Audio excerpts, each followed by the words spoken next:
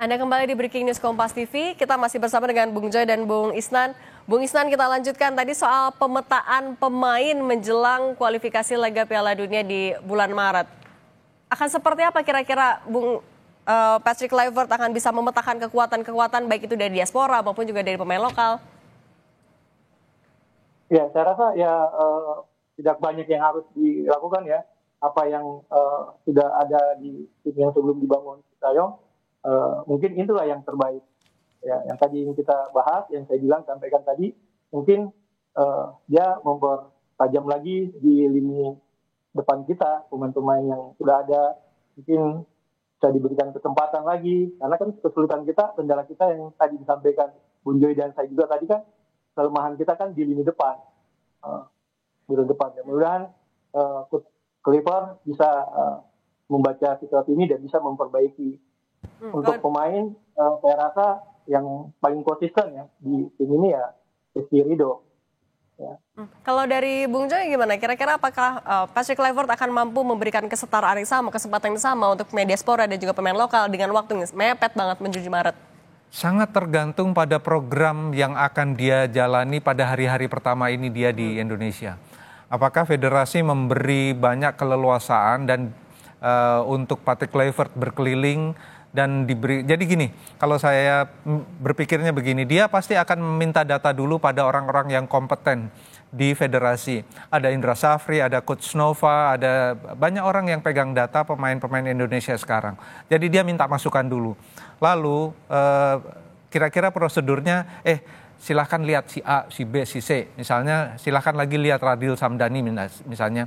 Yang kemarin sempat masuk timnya Sintayong kemudian tidak lagi masuk gitu ya. Ada beberapa pemain kan. Karena pemain-pemain yang kemarin sempat di blacklist Sintayong bisa jadi main lagi ya? Oh ya bisa jadi juga. Karena memang kan kalau di tim nasional itu kan keluar dan masuk. Ya siapapun, dimanapun siapapun keluar masuk yang tadinya konflik sama si A, balik lagi. Itu sudah biasa lah. Jadi nggak ada masalah. Problemnya adalah apakah pemetaan dan fooding bahan yang diberikan oleh tim Indonesia, apakah itu Indra Safri atau siapapun, itu mampu meyakinkan dia, oke, saya mau lihat si A, saya mau lihat si B. Karena dia tidak bisa hanya menerima data, dia harus melihat pertandingan Liga 1 gitu loh. Kalau waktunya ada dan kalau ada kemauan juga atau ada perintah dari federasi.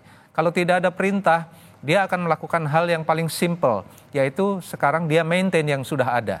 Dia nggak perlu nambah-nambah lagi karena dia tahu kan recordnya juga gitu loh. Jadi record yang sudah dipegang oleh Sintayong dia tahu kan gitu loh. Jadi dia tinggal melihat raportnya pemain lokal yang ada di timnya Sintayong, raportnya Asnawi, Marcelino Ferdinand, Pratama Arhan, Ramadan Sananta, Hoki Caraka.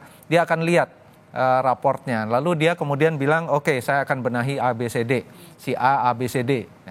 Nah, kalau dia mau nambah, dia butuh misalnya dia lihat, kalau saya misalnya, ini Asnawi kok permainannya tidak terlalu, grafiknya tidak naik ya, gitu loh. Adakah alternatif pemain di posisinya Asnawi? Dia akan tanya sama Indra Safri, gitu loh. Siapa kira-kira penggantinya? Kandidatnya siapa aja? A, B, C, D.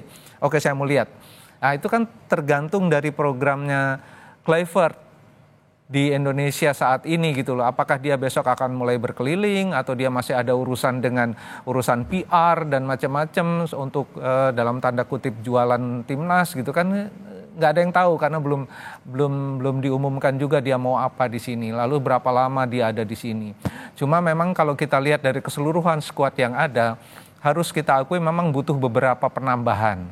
Apakah penambahannya dari tim Liga 1 di Indonesia, ataukah memang masih butuh diaspora atau apa, itu yang akan dirumuskan dalam pekan-pekan ke depan. Tetapi kalau kita menghadapi constraint waktu pada pertandingan melawan Australia yang tidak terlalu lama lagi, menurut saya persoalannya bukan di penambahan atau apa. Jadi tim yang sudah dikonstruksikan oleh Sintayong ini dilihat kelebihannya apa ditambah, dilihat kekurangannya apa, diperbaiki diperbaiki gitu loh. Jadi ini barangkali yang akan menjadi prioritas Kluivert dan timnya pada hari-hari ini. Jadi menurut saya kalau untuk menambah atau foodingnya pasti akan dari orang seperti Indra Safri. Karena yang tahu betul Coach Nova, yang tahu betul kondisi pemain di Indonesia dengan semua aspeknya. Itu mereka gitu loh. Jadi harusnya sih datangnya dari situ, baru Kluivert yang ikut. Dia mungkin bisa bagi tugas juga dengan Pastor, dengan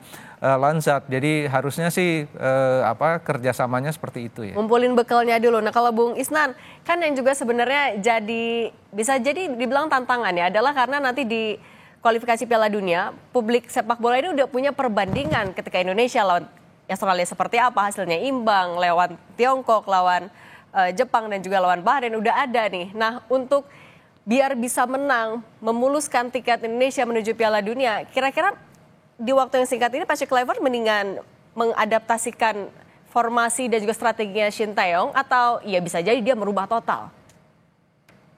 Ya, saya rasa kita bicara filosofi pelatih kan pasti tentunya karakternya berbeda-beda.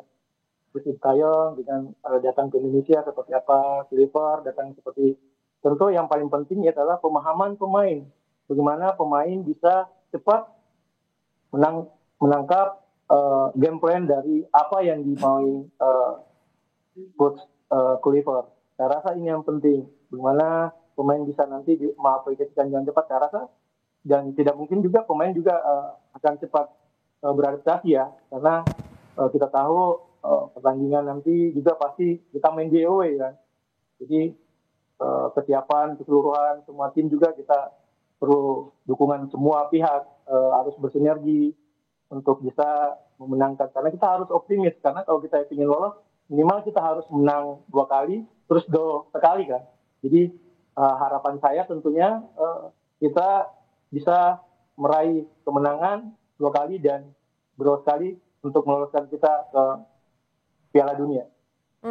Bung Joy, Ketua Umum PSSI Erick Thohir bilang kalau misalnya untuk di kualifikasi yang sekarang nih ya pintunya masih terbuka lebar, tapi akan jadi tantangan yang beda sekali ketika kita lolos ke kualifikasi babak selanjutnya. Menurut Anda apa yang bisa dimaksimalkan oleh Patrick Kluivert untuk ya biar di babak selanjutnya pintu itu masih terbuka lebar?